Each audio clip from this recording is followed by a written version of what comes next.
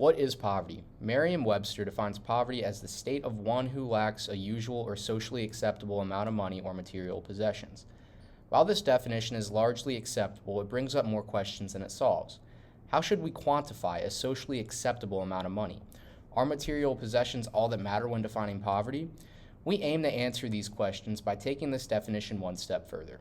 For starters, this definition fails to take into account external factors that could cause further hardship. Factors such as an oppressive government, restrictive laws, and racial injustice that can stifle opportunity and detract from an individual's capabilities. Furthermore, it avoids talking about human dignity and respect and how poverty can often make it harder for people to live in a dignified manner as a contributing member of society. We would like to explore these complex issues and attempt to answer them by examining other methods of defining poverty and coming up with our own. So, objectifying human dignity, is it possible? We believe that poverty should be defined as a dignity deficit, yet diverging from the typically subjective nature of this approach, we seek to objectify this deficit, determining the precise needs of individuals in poverty. This raises the question, is every human entitled to a sense of dignity? To this question, most people would answer yes. But what might this sense of dignity entail? Money, food, or something more? Fulfillment, perhaps? This question regarding the basic constitution of human dignity is certainly a complicated one, yet still one worth answering, simply because we believe every human should be entitled to a dignified, shame-free existence. Anything less than this would be poverty. Let's slow down for a second. I know what you're thinking. Isn't poverty just a deficiency of income? Yes and no. The United States, for the most part, defines poverty through the OPM, or official poverty measure. This type of metric is known as an absolute poverty measure, one which, according to the economist John Iceland, develops standard budgets and attempts to come up with a dollar figure representing the amount of income below which a family or person risked being without adequate shelter, clothes, or food. According to this metric created by the economist Molly Orshansky, a family is not in poverty when their income is 3 times a modest food expenditure. So according to federal policy, poverty is simply defined as having an income below a certain threshold, but I don't think that this always accounts for the whole story.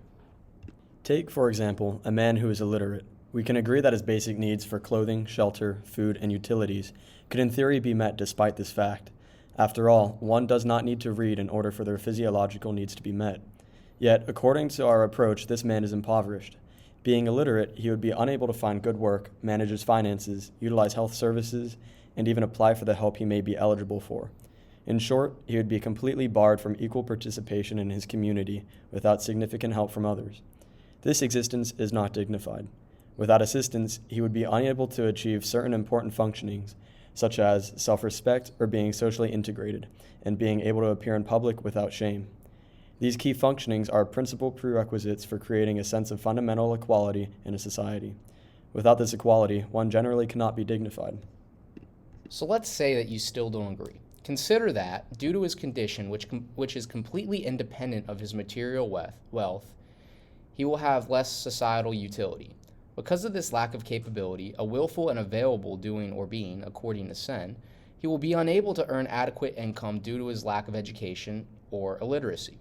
This will, and as much as money matters, keep him from acquiring other capabilities, such as adequate food or shelter, depriving him of other important functionings.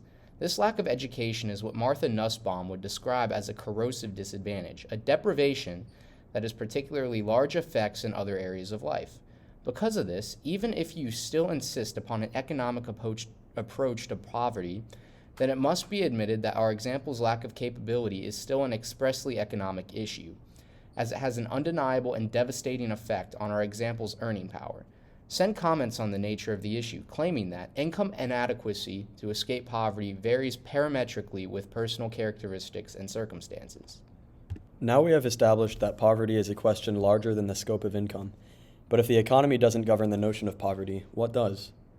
Dignity, for its holistic evaluation of the issue, accomplishes this task. Regarding dignity, it is first important to establish what creates a sense of basic dignity. Principally, it is access to a lifestyle that is generally decent and free of shame and social stigma.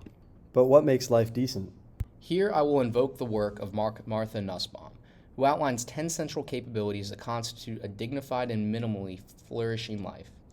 These range from adequate nourishment to time for leisure, To have access to these faculties and the fundamental freedom to act upon them without fear of repercussion would be to live a life of adequate dignity and without poverty. At first, this list may seem long, but upon close examination, the gravity of the necessity of these capabilities becomes apparent. To be without any is to be without dignity, and to be without dignity is to be in poverty. Ideally, poverty is not an issue to be calculated by economists, but an issue to be humanistically examined by everyone in order to entirely elevate our race as a whole. Unfortunately, the problem with this conclusion is that it would be unrealistic to try and implement this ideology into a tangible policy.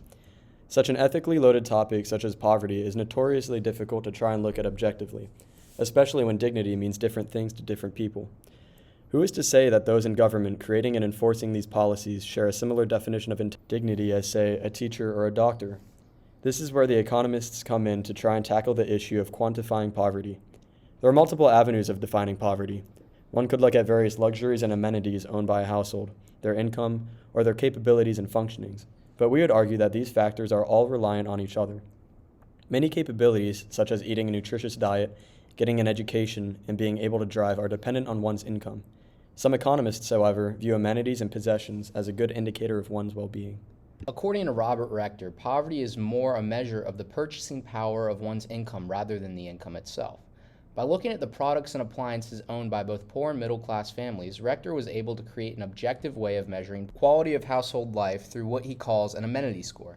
This system takes into account 30 different amenities that a family may own and assigns an amenity score based on the number of amenities in the household.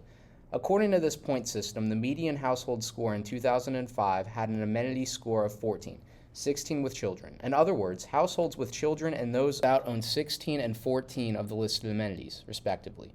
While this system is certainly objective, it is not without its faults. For starters, the amenity score assumes all amenities are of equal importance by assigning each amenity a point value of 1. Included on the list of amenities are non-essential luxuries such as jacuzzis and big-screen TVs, both of which carry the same weight as the more essential items on the list, such as air conditioning and refrigerators. Not only that, but this measure does not take into account the quality of such appliances. For instance, a poor household might have a 40-year-old unreliable stove, yet it would still count the same under the amenity score as a brand new stove in a middle-class household. Furthermore, not every household needs the same number of amenities. Classifying a household as poor simply because they choose to spend their money on things other than amenities is inaccurate. The most objectionable aspect of this measure is that it considers many impoverished households to be in the middle class. According to statistics published in 2005, Rector explains that in 2005, the typical household defined as poor by the government had a car and air conditioning, two amenities that he argues imply a decent quality of living. Yet, who is to determine what amenities the impoverished should be able to afford and the ones that are outside of their means? It is entirely possible for a family with both a car and air conditioning to be living in poverty, constantly having to worry about paying rent and putting food on the table. This is why we need to consider more than just possessions when identifying poverty. By approaching this issue with a focus not only on income and material possessions, but also on social exclusion as a way of determining human dignity and fulfillment, we can more accurately identify poverty in America. This is not to say that Robert Rector is entirely wrong, though. In fact, he brings several helpful diagnostic tools to the table in his efforts to identify poverty. Rector's point scale, when applied to human capabilities, can be used to create a scale like the MPI, or Multidimensional Poverty Index, a measure used to determine deficits in capability. We propose a new scale be created, based on Martha Nussbaum's 10 capabilities, and placed on an objective index such as the MPI. This approach will assign every individual a number, as Rector does, except this number will act as a representation of the capabilities one could aspire to, or in simpler terms, their ability to live a life that is dignified. Unfortunately, poverty may never be completely eradicated from our society, but defining it and measuring it in a way that places emphasis on one's dignity while also maintaining its ability to be accurately measured is without a doubt a good place to start.